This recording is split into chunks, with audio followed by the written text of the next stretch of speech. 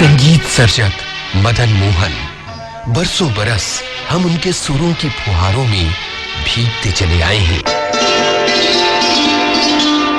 नैनों में बदरा छाए, बिजली से चमके आए, ऐसे में मोहे गरबा लगाने। बहुत लंबी रही है उनकी संगीत यात्रा।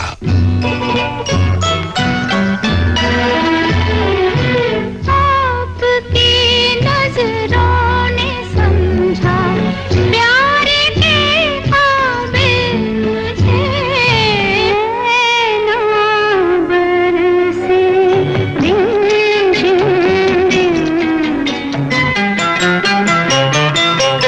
लग जा गले के फिर हंसी रात हो न हो,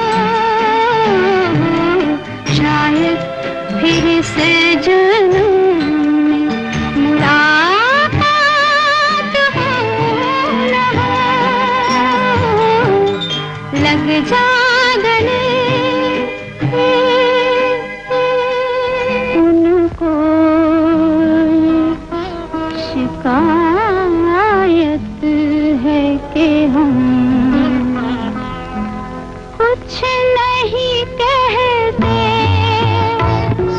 कुछ नहीं कहते, उनको ये शिकायत है कि हम कुछ नहीं कहते, कुछ नहीं कहते, अपनी तो ये आदत है कि हम कुछ नहीं कहते, कुछ नहीं कहते, उनको ये शिकायत है।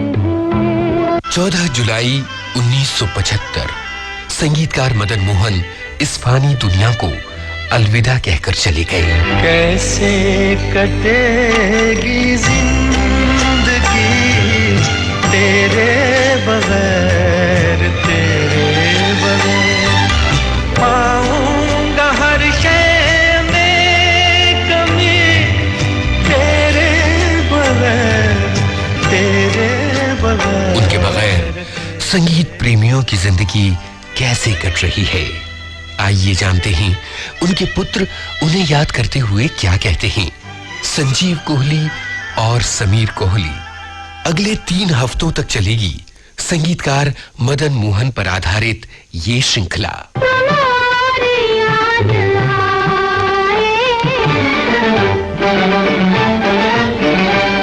मदन मोहन के बेटों संजीव कोहली और समीर कोहली से बातचीत कर रहे हैं पत्रकार रविराज प्रणामी। ये है इस श्रृंखला की पहली कड़ी।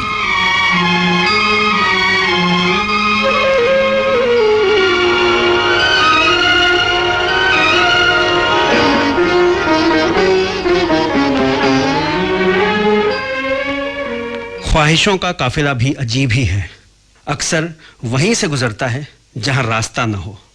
अब यह भी क्या खब्र कि उस शख्सियत को फना हुए 39 बरस हो चुके हैं, लेकिन उनके चाहने वाले आज भी ये मानने को तैयार नहीं हैं कि वे हमारे बीच नहीं हैं। कभी उनके अनरिलीज्ड सॉन्ग्स को रिलीज कर हम उन्हें जलाए रखते हैं, तो कभी उनके तैयार पड़े कई सारे कच्चे मुखड़ों और अंतरों में से वीर ज़ारा जैसी संगीत प्रधान फिल्म का संगीत तैयार करते हुए इस बात को हम झुठलाने लगते हैं कि नहीं, कौन कहता है कि वे हमारे बीच नहीं है। ऐसा किसी और संगीत सर्जक के साथ ना कभी हुआ है, ना शायद कभी होगा। मदन मोहन के चाहने वालों का आलम यह कि हम उन लोगों को ढूंढते हैं और उन्हें कौतुक भरे भाव से देखने लगते हैं जिन्होंने मदन मोहन को देखा है या उनसे मिले हैं या उनके साथ काम किया है। हम और जानना चाहते हैं कि क्या शख्सियत रही उनकी। तो जरा सोचिए कि उन्हें कैसा गुमान होगा जिनकी रगों में मदन मोहन रूपी अद्भुत संगीत सर्जक का लहू संचारित हो रहा हो, जो मदन मोहन का ही सृजन हो और जो आज मदन मोहन और हमारे बीच की जीती जागती कड़ी हैं। वे जो मदन मोहन को डैडी कहा करते हैं। मदन मोहन के मुरीद साथियों, आज विविध भारती के इस स्टूडियो में निश्चित ही मदन मोहन की रूह हमारे साथ है, क्योंकि हमारे साथ हैं उनके दोनों बेटे संजीव मदन मोहन कोहली और समीर मदन मोहन कोहली।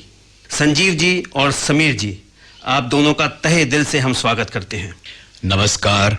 विविध भारती के सुनने वालों को हम दोनों की तरफ से शुक्रिया कि आपने हमें यहाँ आमंत्रित किया अपने पिताजी मदन मोहन जी के बारे में कुछ गुफ्तगू करने के लिए। आप हैं संजीव जी, और समीर जी आपका भी स्वागत है। आप लोगों का बहुत बहुत शुक्रिया। विविध भारती के सुनने वालों का बहुत बहुत शुक्रिया। बातचीत शुरू करें इससे पहले ये जानना भी जरूरी है कि मदन जी के बेटे, पहले हम बड़े बेटे संजीव जी का जिक्र करें। संजीव जी भी परोक्ष रूप से संगीत को समर्पित ही रहे हैं। यूं तो समीर जी भी संगीत को समर्पित है। हम पहले बात करें संजीव जी की। संजीव जी एचएमवी से बरसों बरस जुड़े रहे। संजीव जी ने संगीत प्रेमियों के लिए बहुत कुछ किया।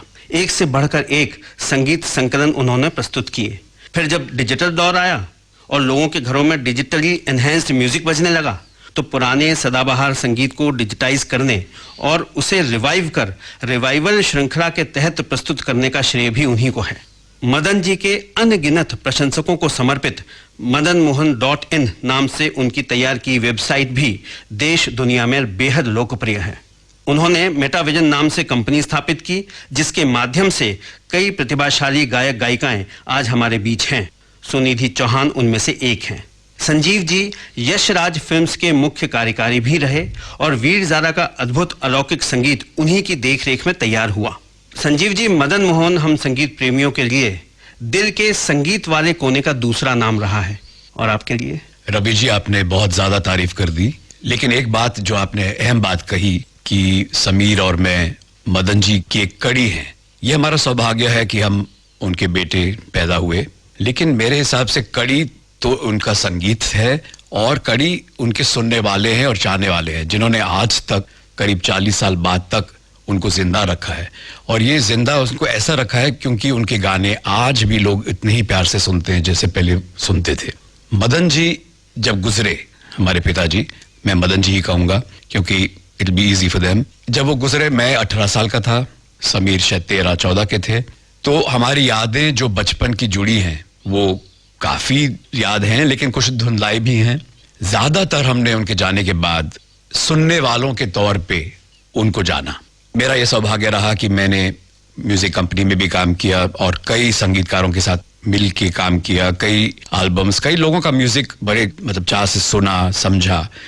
और ये फिर इल्म हुआ कि मदन मोहन जी का एक जो स्थान था वो कुछ अलग था। जितनी इज्जत लोगों ने उनको दी, जितना प्यार सुनने वालों ने और उनके गायकों ने, बाकी संगीतकारों ने जो उनको इज्जत बख्शी है, जिससे हमें इज्जत मिलती है। आज आपने हमें यहाँ बुलाया, ये उसी का नतीजा है कि मदन जी का संगीत इतने सालों बाद आज भी लोगों को पसंद है। संजीव जी, जैसा कि आपने बताया कि आप 18 बरस के रहे जब मदन जी नहीं रहे, कब जाना आप लोगों ने कि आप एक ऐसी संगीत हस्ती के पुत्र हैं जिन्हें दुनिया मदन मोहन के नाम से पूजती है? रवि जी, जब हम छोटे थे तो मदन जी ये चाहते थे कि हमारी एजुकेशन पूरी हो। तो अगर लोग उन्हें कहते कि इन्हें म्यूजिक सिखाया जाए तो वो कहते थे पहले अपनी पढ़ाई पूरी करें, क्योंकि कहीं उनको लगता था उस वक्त की इंडस्ट्री की अनसर्टेनिटी बहुत है और आदमी को सिक्योर होना चाहिए, एजुकेशन पूरी होनी चाहिए। तो हम पढ़ाई में जुट गए, लेकिन जब पढ़ाई खत्म होने को आई तो लगा कि अब म्यूजिक में अगर हम चाहें तो उस वक्त पिताजी गुजर गए और वो सहारा हमें नहीं मिला, हमें मार्गदर्शन नहीं मिला। लेकिन जब वो गुजरे तो मुझे याद है उनके फ्यूनरल पे इतनी बड़ी बड़ी हस्तियां आई और अगले सुबह टाइम्स ऑफ इंडिया के फ्रंट पेज पे उनकी अर्थी उठाई जा रही है और बड़े बड़े स्टार्स, अमिताभ बच्चन, राजेश खन्ना, धर्मेंद्र, सब उन्होंने कंधा दिया हुआ है।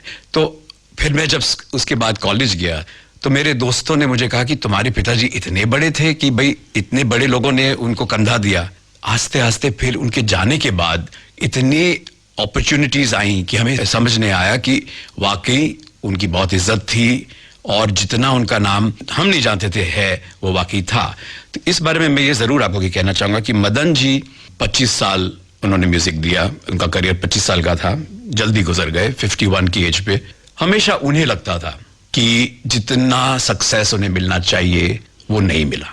हमें नहीं लगता है, लेकिन उन्हें जरूर लगा, और इसकी वजह भी है।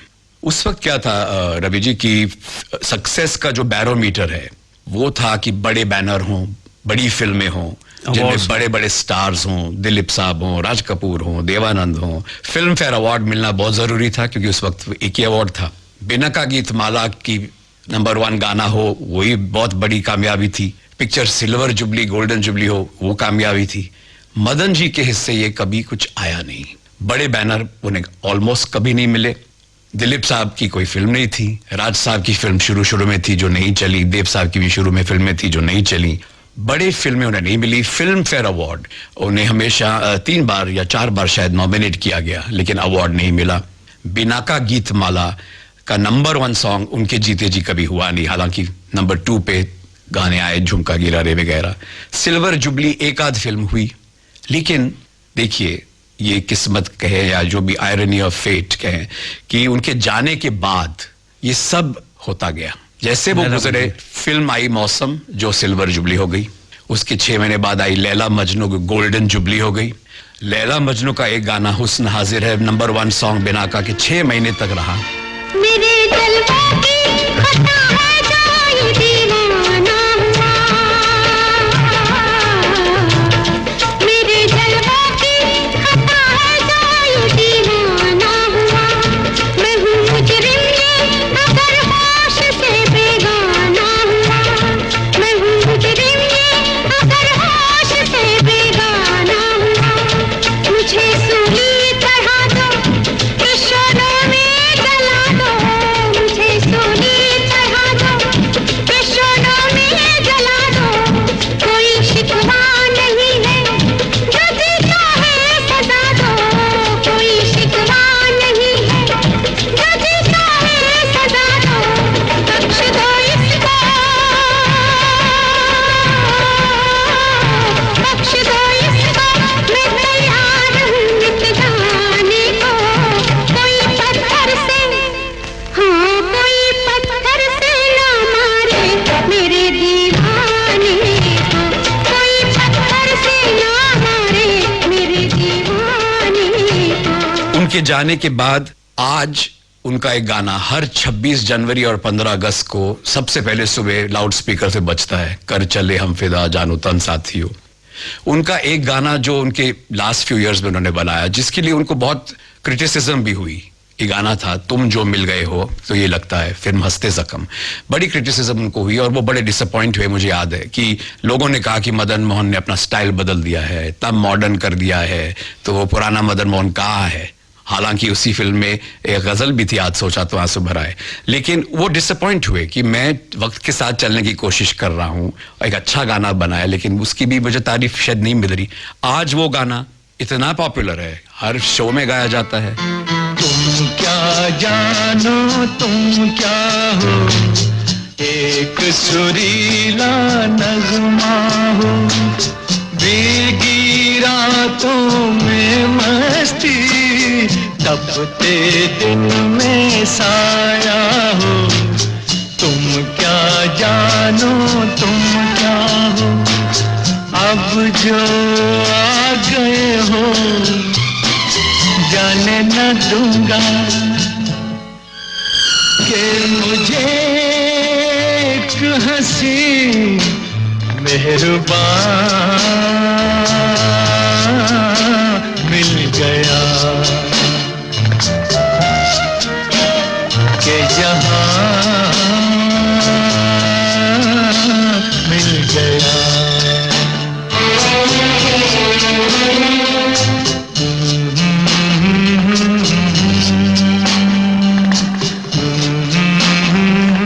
सबसे पहला रीमिक्स गाना, अगर आज रीमिक्स का दौर हम मानते हैं, सबसे पहला रीमिक्स गाना मदन जी का था, जरूरत है, जो लोगों ने क्या सूरत है करके बनाया। आज भी आइटम सॉन्ग जब इतने चलते हैं, शीला की जवानी, मुन्नी, तो सबसे पॉपुलर आइटम गाना आज तक है झुमका गिरा रे। झुमका गिरा रे, हाय झुमका गिरा रे, बरेली के बाजार में।